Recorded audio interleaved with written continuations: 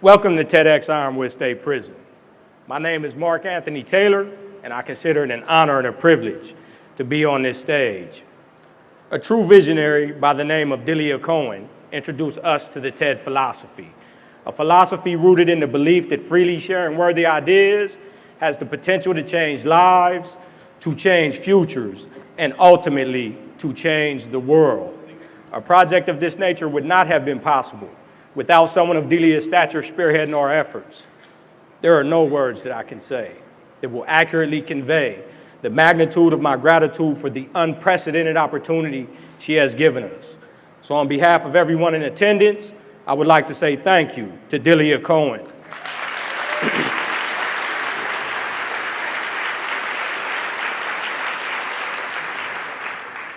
In collaboration with Ms. Cohen, a core group of prisoners went above and beyond to organize today's event. The dignified manner in which these men conquered a mountain of seemingly insurmountable obstacles has reignited my belief in the resilience of the human spirit. Core team, please know that your hard work is appreciated.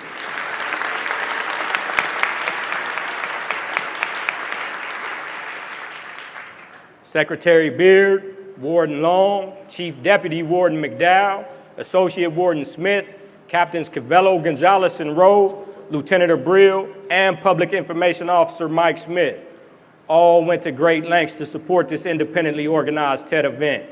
Their unwavering support proved invaluable.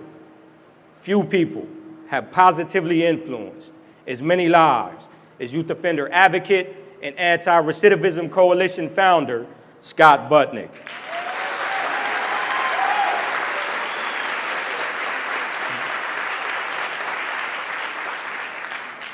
Although today's event will cover a range of disciplines, a portion of today's presentations will reflect Scott's vision of a more equitable criminal justice system.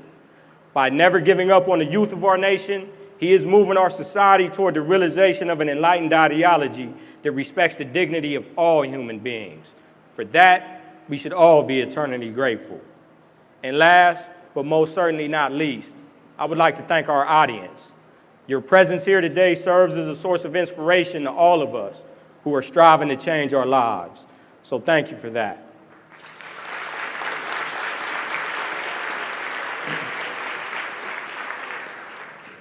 Now I'm going to ask everyone in attendance to do me a really, really big favor. Please suspend any preconceived notions that you may have about prisoners, because as you will see today, most of those notions are probably untrue. To my dismay, the same cannot be said for prison food.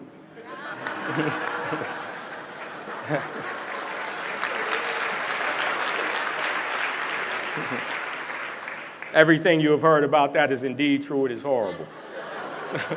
Thankfully, today's event is catered, so worry not. All joking aside, Ironwood was chosen to host this event because of the groundbreaking work taking place inside this institution. Believe it or not, the men in here have raised over $20,000 a year for charitable organizations. The Ironwood Braille program has produced over 80,000 pages of Braille for visually impaired California community college students. Youth offenders, with the help of some of you seated in this audience today, are turning their lives around and taking control of their own destinies.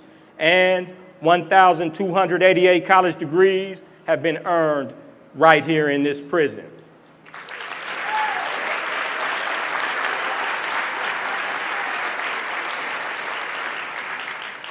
The distance learning paradigms promoted by Palo Verde College have instilled hope in thousands of prisoners. And as you all well know, once the eternal flame of hope ignites, no amount of adversity can extinguish it. A college education, when utilized correctly, pushes us closer to our Vionic principles and forces us to confront the contradictions between our stated ideals and our past destructive behavior. That is why college education is at the epicenter of my journey of personal transformation.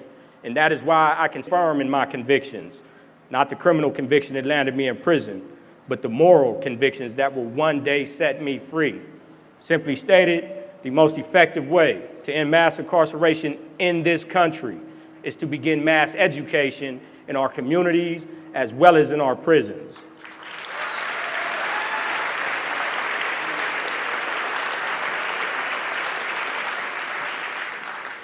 That being said, the Anti-Recidivism Coalition, also known as ARC, utilizes education, job placement, policy advocacy, and healthy support networks to enhance their multifaceted approach to rehabilitation.